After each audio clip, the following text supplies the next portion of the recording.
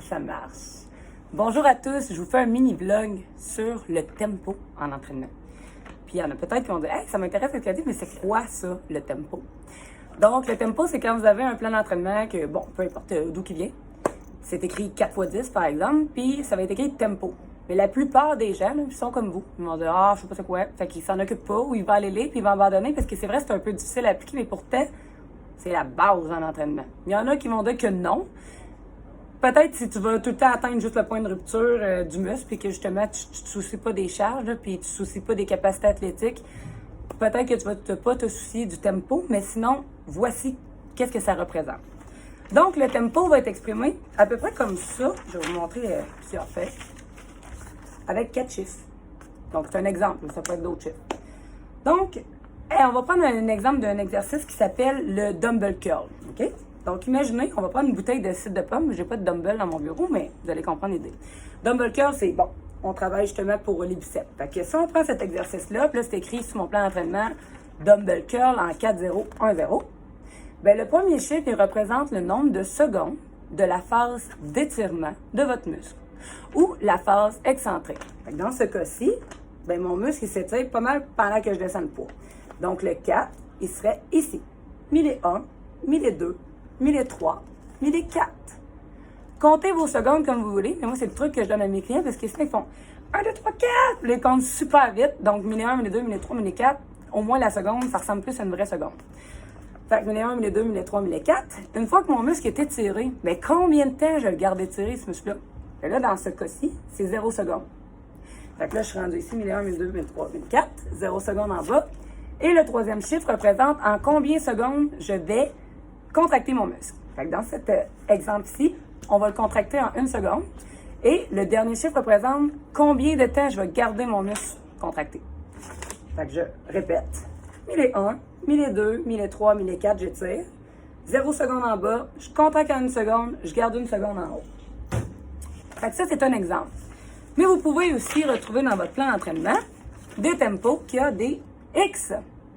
Donc, les X, en fait, c'est la valeur la plus rapide possible. Donc, dans ce cas, dans le même exercice, 1001, 1002, 1003, 0 secondes en bas, je remonte le plus rapide possible et 2, je tiens 2 secondes de tension. La raison pourquoi c'est important, c'est que, tout dépendant de comment ils vont placer les chiffres, bien, ça va travailler différentes capacités athlétiques jusqu'à aller à la proprioception, c'est-à-dire justement de bien sentir son muscle.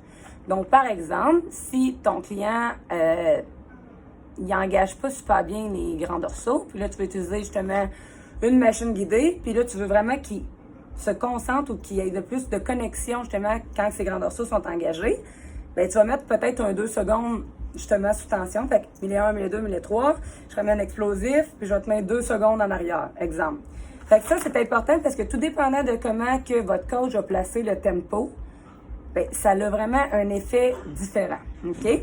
Ça, c'est la première des choses. Donc, ça va mettre l'emphase à certains endroits. Et la deuxième des choses, pourquoi je trouve ça ultra important de le respecter, c'est que le temps sous tension total, grâce au tempo, bien, ça va faire en sorte qu'il va être différent. Donc, je vous donne un exemple.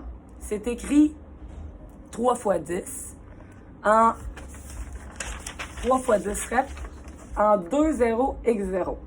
Vous êtes d'accord avec moi là-dedans que 10 répétitions en 2-0-0, il y a 2 secondes là-dedans. Fait que ça fait à peu près une vingtaine de secondes de temps sous tension.